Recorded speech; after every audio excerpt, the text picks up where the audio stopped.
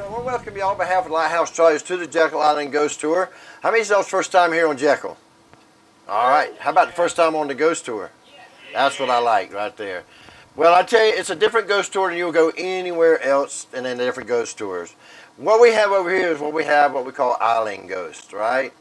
Millionaire ghosts, okay? Stuff like that. So, before we get out of here, like I said, my name's Johnny Owens. I've been now working on my 8th year doing this ghost tour, and also I do the history tours during the day.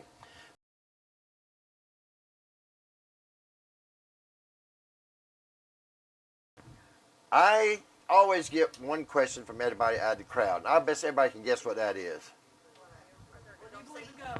What's that? There we go. First question. She got it. Well, I can't promise you that you'll see a ghost. I have never seen one on my 8 years of doing this, but I have had a couple experiences out here that was not pleasant. I want to show you this picture. This picture was taken over on St. Simon's Island. But I'm going to be telling you about this young lady that you're going to see in this picture, okay? And what you're going to see in this picture, you're going to actually see there's a figure walking right by the trolley over where I was parked at one night doing a bridesmaid special journey. They're having a bridesmaids party. And this lady, you can see the color of her dress is white. And I want you to remember the color of this lady's dress because I'm going to be telling you about her at the end of the tour.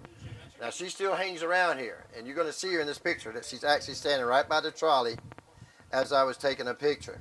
Or I was sitting in the trolley, and the people in that bride's company was taking that picture. But you can see when it's right here. Yeah. See? What I want to tell you folks about this on the left side of it, we passed the Holiday Inn. I want you to take a look out the left side of the trolley. And what you're going to see out there, folks, is the Atlantic Ocean. Now, the story is, folks, that if you get out here at 3:33 a.m. in the morning, and this one I don't have a picture of, you can get out here about that time, you will see the tall mast of a ghost ship sailing on the horizon. Now, it's speculated it could be the Queen Anne's Revenge. Everybody know about the Queen Anne's Revenge? Who? Who's the captain? Blackbeard, that's right. Blackbeard's been known to hide out our creeks out here, come out of our creeks, rob the ships as they come there, go back and hide again and wait on another ship to rob another one. The club, when it became the Millionaires Club, got so popular and the annex section got popular, they started building their own cottages. And this is one of the cottages built by a young man named Mr. Furness. This is the Furness cottage. Now, when this was the Millionaires Club, it was used as an infirmary. But when the state of Georgia bought it, they turned it into a bookstore. Now, we know, folks, this house right now is totally empty. There's nothing in it whatsoever. They took everything out of it, moved everything over to the museum over at the Mosaic. So if you get any kind of pictures in this, any type of figure or anything in there, you've captured something in this cottage. Because what we have in this cottage, folks, we have a couple of people still hanging around in this cottage long after their dad. One is a little girl. Her name is Phoebe. She's about 9 years old. We don't know how she died. We don't know how she ended up over here, but this is where her favorite place is to hang around in this cottage. Now, her place to stay is that room right here to the left. She loves hanging around in this room to the left, right there. So if you get anything in that picture right there, in that window, folks, down the Hall of Mirrors will take you down to the Grand Dining Room. Now, the Grand Dining Room is as it was during the Millionaires Club, but now it's only open for breakfast. But then it was open all the time. And then, of course, when COVID broke out, they had it closed down for quite a while. And while it was closed down, there were people staying in the Jekyll Island Club. And the people who stay above the Grand Dining Room have often complained downstairs to the people down there to please have the people down there in the Grand Dining Room please turn their music down because they are trying to rest. Only to be told, folks, there's nobody there. Down this way, folks, there's another cottage right here. It's a Hollyborn cottage. We can't get down there because they got it gated off. But that cottage over there, folks, that is the most haunted cottage here on Jekyll Island. So if you like to be adventurous and like to get in there and see what goes on over there, you're more than welcome to do that. Come out here, bring your camera, make sure you catch some images if you can catch some images over there. Because that was owned by Charlotte and Charles Maurice. And that's who lived in that cottage right there. Stayed in this house until he died in 1748. So we're going to go in there, folks, and we're going to see if we can find out anything that's going on in that house. We're going to go in there, and what I want you to do, because I got a big crowd, if y'all can make your way all the way to that back wall back there, fill up that back wall because there's something I want to point out to you. So I do want to welcome you to the Horton House. Now, what I wanted to point out to you guys, folks, is this right up here. This is the original tabby this house was built out of. Now, as I told you earlier, I don't know if I did or not, but I will tell you now, when the Indians were here, the oysters was their main diet. So every time they got through eating oysters, they'd throw these shells out all over these islands. and after thousands of years became these huge oyster midden piles.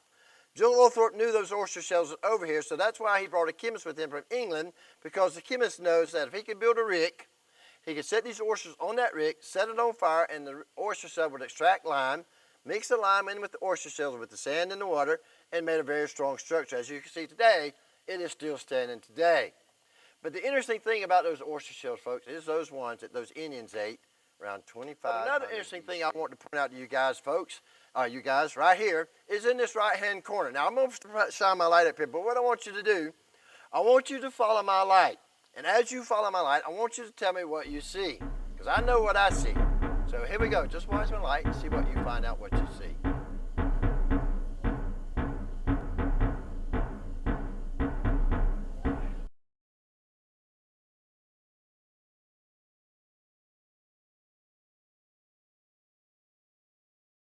To the Dominion Family Cemetery, folks.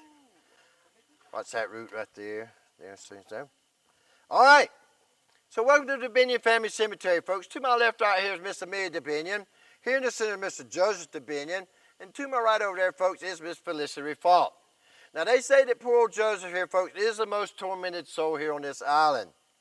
For the simple fact, folks, that he's buried between his mother and his mother-in-law. The reason why I'm telling you this, folks, because I'm going to tell you a story that took place around the mid-1800s. So how many of you like a good love story?